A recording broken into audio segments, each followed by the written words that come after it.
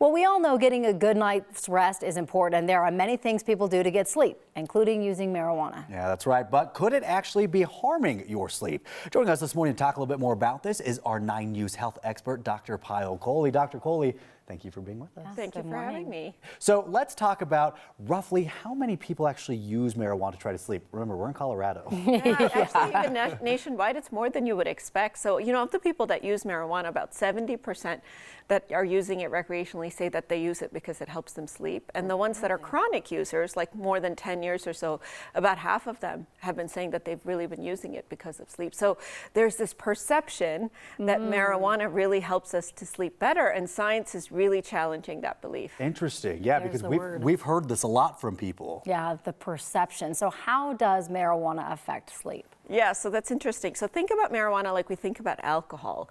We sleep more with it for most of us, but it's not necessarily better quality sleep. And that's what science is really finding. And so there's two components to marijuana. There's the THC and there's the CBD, right? And they all interfere and interact with the arousal centers of our brain. So THC, especially if something you haven't used before, can actually be activating initially. So you think it's going to help you sleep better, but it can actually be activating. And then CBD is dose dependent.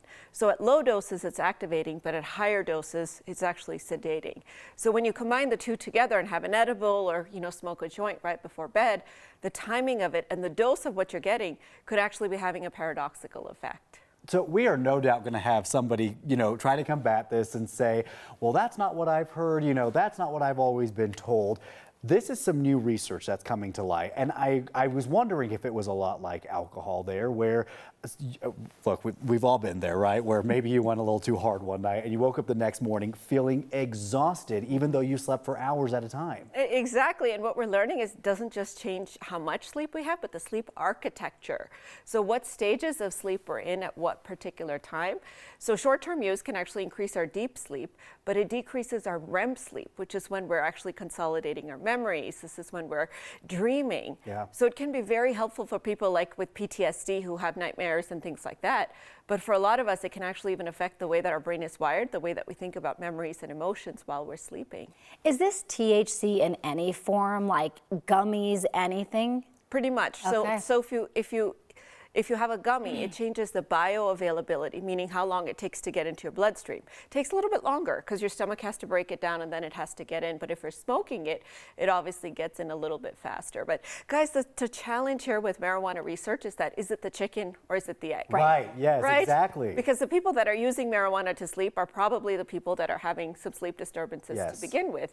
So is it confounded by that fact? But what we're seeing and what the studies are showing us, especially this recent study, is that, if you're using marijuana more than 20 days a month or you're a daily user, it's actually going to have this effect where it puts you at one end of the spectrum or the other. In other words, you're either sleeping too much or you're not sleeping enough, whereas more moderate use seems to be a little bit better. We literally have like 10 seconds left, but since we're going to take something away from people trying to sleep well, what do you suggest instead?